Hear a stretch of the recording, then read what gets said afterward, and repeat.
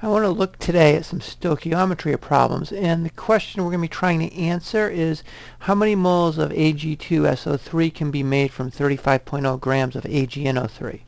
The chemical equation for the reaction that we're going to be looking at is this one. And the first thing we always want to do whenever we're doing a stoichiometry problem is to make sure the reaction is balanced. And in this case it is balanced already, so we don't have to worry about that. Oops, I forgot my plus sign here. Put that in. Now the path that we're going to take, the flow chart that we always take on all of these problems, is shown here. And we always have a known quantity and an unknown quantity. The unknown quantity is what we're trying to find. The known quantity comes from the information that we're given. Now, sometimes we'll know the moles, but sometimes we won't. We'll know the grams. Whenever we want to go from grams of something to moles or grams of something else, we always have to convert from grams to moles first.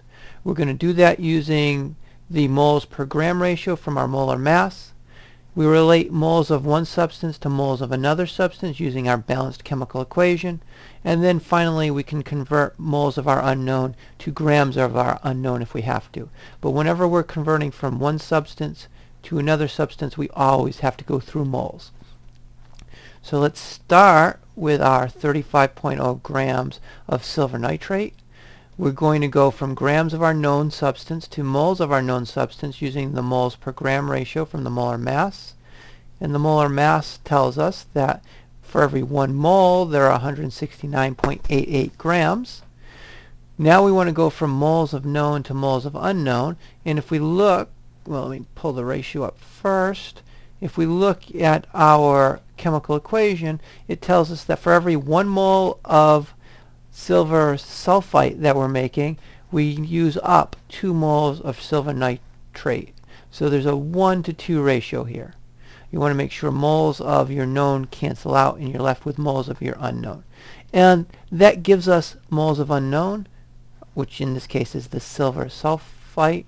So we are at our end point, and if we do the math on our calculator, we find that this gives us 0.103 moles of silver sulfite from the 35.0 grams of silver nitrate.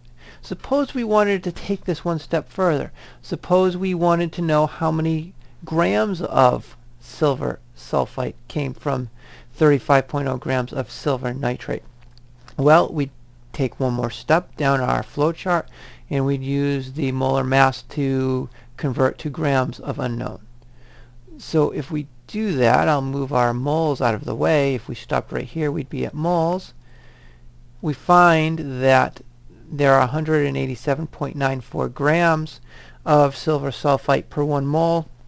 And when we do this calculation, we find that that would be equal to 19.4 grams of silver sulfite.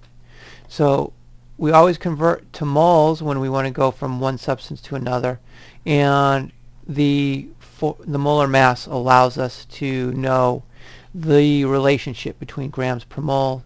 The balanced chemical equation allows us to know the relationship between moles of one substance and moles of another substance.